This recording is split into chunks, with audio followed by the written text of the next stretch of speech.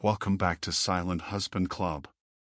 We're sorry for the long break, but we're back, and from now on, we'll do our best to bring you new stories every single day. Sometimes the people we trust the most carry the darkest secrets. What if one careless moment revealed that the life you thought was yours had never truly been yours at all? Tonight, you'll hear how one man discovered the truth he was never meant to see. If you enjoy stories like this, please subscribe, hit the like button, and leave us a comment. It helps us grow and keeps you updated with every new video. The email was the last thing I expected to see. It shouldn't have been there at all, yet it appeared on Rachel's laptop, the one she had left open on the kitchen counter while packing for our weekend at the lake. But I'm getting ahead of myself. Let me start at the beginning. Everything began with an interruption I never saw coming. My boss, Mr. Whitman, a man who rarely released anyone from obligations, appeared at my office door late Thursday afternoon. His face, usually stiff with tension, was unexpectedly relaxed.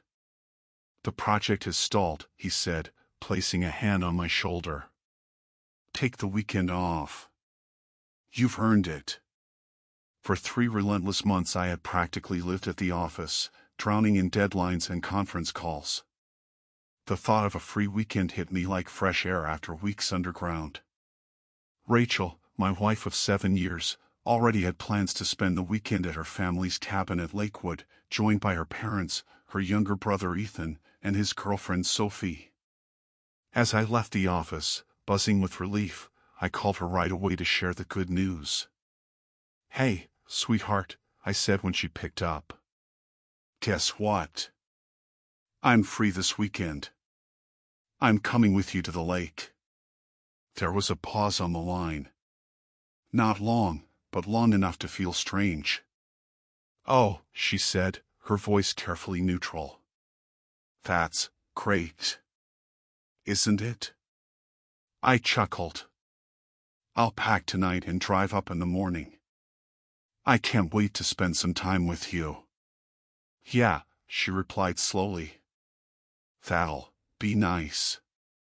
We hung up a few minutes later, and though her words had sounded supportive enough, something about her tone unsettled me. Rachel was usually thrilled when I could join her after long stretches at work. But this time she sounded distant. I told myself I was imagining it, that maybe she was distracted with packing. Surely it meant nothing. Surely. When I arrived home, Rachel was in the bedroom, folding clothes briskly into her suitcase. "Hey," I said, leaning against the doorway. "Need a hand?" She glanced up, offered me a quick smile, and shook her head. "I've got it. Thanks, though." I studied her for a moment. Her movements were sharp, hurried, as if she were racing against some unseen clock. "Everything okay?" I asked. "Of course," she said without looking up. "Why wouldn't it be?" "No reason," I replied, though the unease in my stomach remained. The next morning, Rachel left earlier than planned, explaining she wanted to beat the traffic. I promised to follow in a few hours and meet her at the cabin. After she drove away, I lingered in the kitchen, cleaning up before I began packing my own bag. That's when I noticed her laptop, still open on the counter, its screen glowing faintly.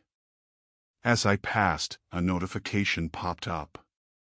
Without thinking, I glanced at it. It was an email.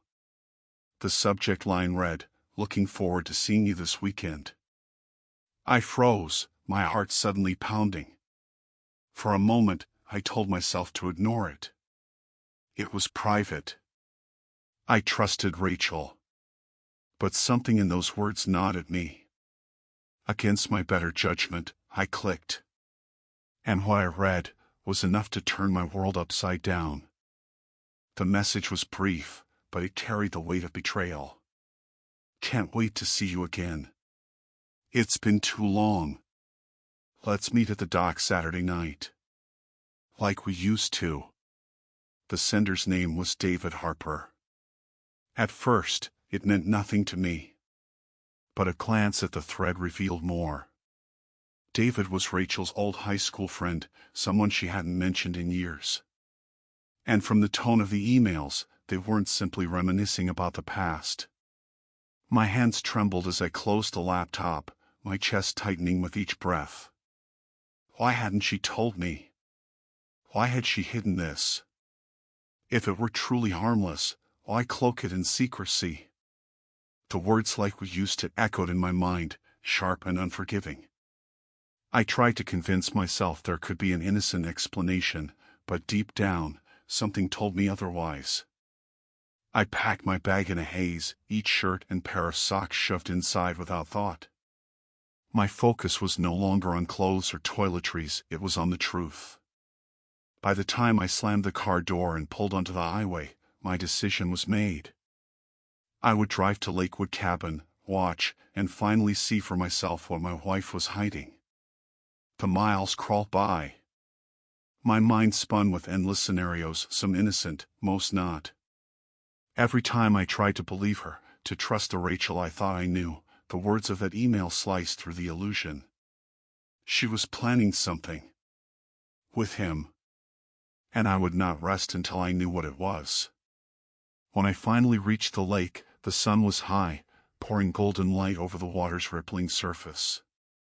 The cabin was alive with laughter and movement.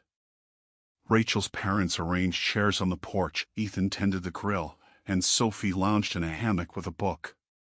It all looked so normal, so picturesque, that for a moment I almost doubted myself. But then I saw Rachel. She greeted me with a smile and a warm embrace, the picture of a loving wife. Yet in her eyes, just for a flicker of a second, I caught something else, guilt, or perhaps fear. I hugged her back, forcing myself to play the role of the devoted husband, though inside my stomach churned. "You made it," she said, her voice bright. "How was the drive?" "Good," I replied, masking the storm beneath my calm expression. "Perfect day for it." She led me inside, the cabin just as I remembered it, warm, cozy, filled with the comforting scent of her mother's baking. On the surface, everything was idyllic. But I couldn't let myself relax. Not until I had answers. The rest of the day passed in a blur of family chatter, grilled food, and small talk. I smiled when expected, spoke when spoken to, but inside I was watching Rachel like a hawk. She laughed, she helped her mother, she acted as though nothing were amiss. But I noticed the subtle things. The way her hand lingered on her phone when she thought no one was looking. The fleeting expressions that passed across her face when she checked the time. The faint restlessness in her movements, as though she were counting down the hours. When night fell, we gathered around the fire pit. Ethan roasted marshmallows, Sophie teased him, Rachel sat beside me with her hand resting lightly on my knee. To anyone else, we must have looked like the perfect couple. But the weight of that email pressed against my chest. Her touch no longer reassured me, it felt like a lie. I stared into the flames, hearing David's words again in my head. Saturday night. Like we used to. The night was drawing closer, and I had no idea what I would do when it came. But I knew one thing for certain, I would not look away. Not this time. I barely slept that night. Rachel drifted off quickly beside me, her breathing calm and steady, while I stared at the ceiling, my mind a storm of suspicion. Every sound outside, the creak of the old cabin, the gentle lap of water against the shore, felt louder in the silence. Tomorrow was Saturday, and the thought of it gnawed at me like a slow, steady flame. I didn't know how I would face it, but I knew I needed to see with my own eyes what Rachel was hiding. The morning came, and I felt no rest, only a grim resolve. Over breakfast, Rachel acted perfectly normal, laughing with her brother, asking her mother about the day's plans, and leaning over to touch my arm as if everything between us were untouched. But I caught the quick glances at her watch, the way her smile dimmed when she thought no one was watching. It wasn't paranoia anymore. It was there, plain as day, if you looked closely enough. We spent the late morning at the lake shore. Ethan and Sophie splashed around in the water, calling out to each other like carefree kids, while Rachel sat beside me with a book she barely touched. Every so often she'd lift her eyes, scanning the path that led down to the boathouse, her fingers absent-mindedly tapping against her thigh. I forced myself to act relaxed, to lie back on the sand and pretend that I was basking in the sun, but every nerve in my body was alive with tension. In the afternoon, Rachel suggested we go for a swim. "I need to cool off," she said, smiling casually as she grabbed her towel. I nodded, though my jaw clenched as I watched her head down the path toward the old wooden cabins near the boathouse.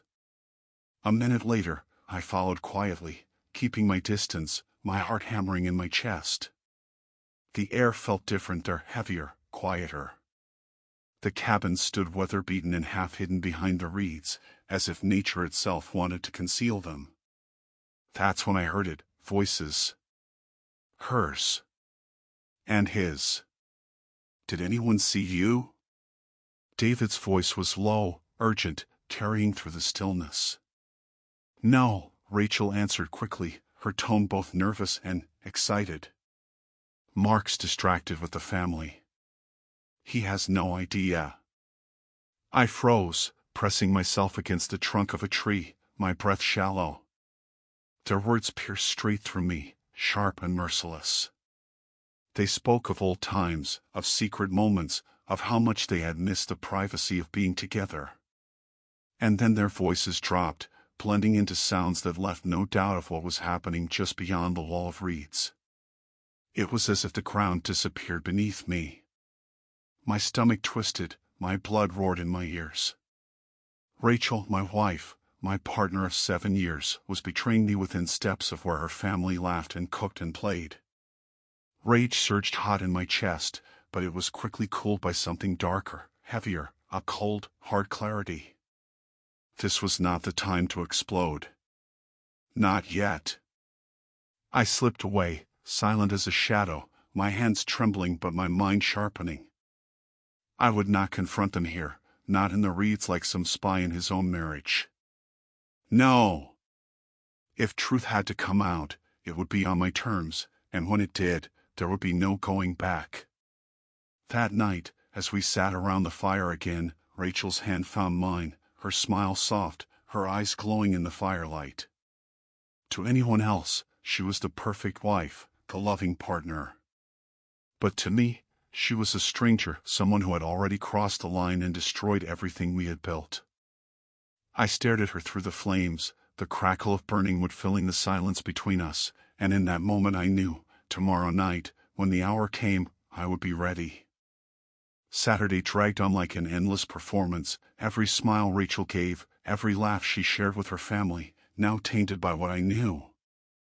I went through the motions, sitting at the table, walking by the lake, pretending to read a book, but inside I was unraveling.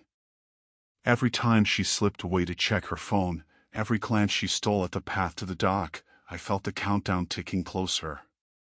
She thought she was clever, thought her lies were safe. But I was there, watching, biding my time. By evening, the sky had turned a deep orange, the lake catching fire with the reflection of the sinking sun. Dinner passed in a blur. Ethan and Sophie joked, Rachel's parents talked about old stories, and Rachel herself sat calm and composed, as though nothing at all were wrong. But I could see it. The flicker in her eyes, the tension in her hands when she set her fork down, the eagerness she tried to hide. It was written across her face like a secret only I could read. When the plates were cleared and cards appeared on the porch table, Rachel stretched and smiled. "I think I'll take a little swim," she said casually, picking up her towel. "Just need a quiet moment." Nobody questioned her. Why would they? She was the golden daughter, the perfect wife, the one no one suspected. I waited until she disappeared into the shadows of the path, then rose silently, my pulse steady now, icy in its rhythm. I moved like a hunter, keeping to the dark edges of the trees, until the dock came into view. And there he was, David Harper, standing at the water's edge, his posture loose, confident, as if he belonged there. He smiled when Rachel arrived, and the way her face lit up in return told me more than any email ever could. They spoke in hushed tones, words I couldn't hear, but the meaning was obvious. She laid her towel down, slipped her dress over her head, and dove into the water with him waiting for her. Their laughter carried across the still surface of the lake, sharp and cruel in my ears. I didn't move right away. I stood in the shadows, staring at the neat little pile of their clothes resting on the dock. His shirt, her dress, their shoes, all symbols of a secret they thought belonged only to them. A bitter calm washed over me. I stepped forward, collected the pile, and walked back toward the fire where Ethan and Sophie still played cards under the glow of lantern light. Without a word, I dropped the clothes onto the flames. The fire snapped and hissed, swallowing the fabric with greedy hands. The colors twisted, shriveled, blackened, until the air filled with the sharp sting of smoke and burning fibers. I stood over it, my face expressionless, while Ethan looked up from his hand of cards. "Hey," he said, brow furrowed. "What are you burning?" "Just something unnecessary," I answered evenly. "Old things no one needs anymore." He hesitated for a moment, then shrugged and went back to his game. The fire roared higher, sparks rising into the night. I watched until nothing but ashes remained. Then I turned and walked back toward the dock, ready for the moment they would return. And when they did, when Rachel and David climbed out of the water, dripping and laughing, only to find their clothes gone, everything would finally come to light. I didn't have to wait long. The sound of footsteps carried across the wooden planks of the dock, followed by laughter that cut like broken glass in the night air. Rachel and David emerged from the water, dripping, shivering, their skin glowing faintly in the moonlight. They walked toward the spot where their clothes had been left, expecting the safety of secrecy, but instead found nothing but empty wood. "What the hell?" David muttered, his voice sharp with confusion. He crouched down, patting the boards as if the clothes might somehow appear if he searched hard enough. Rachel's face drained of color. Her eyes widened as she turned, scanning the shadows, her lips parting with fear. "Where are they?" she whispered, her voice trembling. That was when I stepped forward. From the edge of the trees, I walked into the open firelight, my arms crossed over my chest, my face calm, controlled, though inside my blood boiled like molten steel. "Looking for this?" I asked quietly, tilting my head toward the fire pit where the last embers of their clothing smoldered into ash. Rachel spun to face me, her expression frozen in horror. "Mark," she breathed, her voice shaking. "I can explain." "No," I cut her off, raising a hand. "You've explained enough. I saw everything. I heard everything. There's nothing left to explain." David stiffened, his jaw tight, his shoulders squared as though he might say something, but when my eyes locked onto his, the weight of my stare froze him in place. I stepped closer, my voice low and dangerous. "You should leave. Now. Before I decide to burn more than just your clothes." For a moment, silence stretched between us, thick and suffocating. Then David nodded quickly, muttered a weak apology, and disappeared into the dark, his footsteps fading fast as though he couldn't escape quickly enough. Rachel remained, standing there with wet hair clinging to her face, her body trembling not just from the cold but from the collapse of her lies. "Mark, please," she begged, her voice cracking. "Just let me explain, it's not what you think." I laughed once, a harsh sound that felt foreign in my own throat. "Not what I think. Rachel, I watched you. I listened to you. You destroyed our marriage with your own hands. You humiliated me, lied to me, for him. And for what?" Tears pooled in her eyes, but I felt nothing, no pity, no softness left to give. Only a hollow clarity that this chapter of my life was finished. "Tomorrow morning," I said, my tone sharp as ice, I pack my things and leave. And when I walk out of this cabin, Rachel, you're nothing but a memory. Do you understand me? Nothing. Her lips trembled, words forming but dying before they could leave her tongue. I turned my back on her then, leaving her alone in the glow of the fire, the ashes of her betrayal scattered at her feet. Each step back toward the cabin felt heavier, but with every step, I also felt freer. Inside, the others were still playing cards, oblivious to the storm that had broken just yards away. I passed them without a word, retreating to the quiet of my room. For the first time in years, I felt something close to peace, not because the pain was gone, but because the truth had finally burned its way free. Tomorrow, I would leave Rachel behind. And with her, every lie that had chained me. The dawn came quietly, painting the lake in pale gold, but for me there was no beauty in it. I packed my bag in silence, each fold of clothing, each zip of the suitcase, a final cut from the life I had just buried.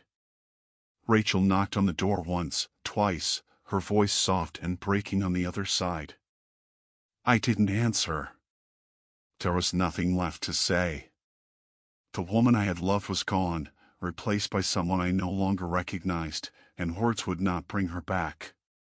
When I walked out to the car, Rachel stood on the porch, barefoot, her hair tangled from the night before.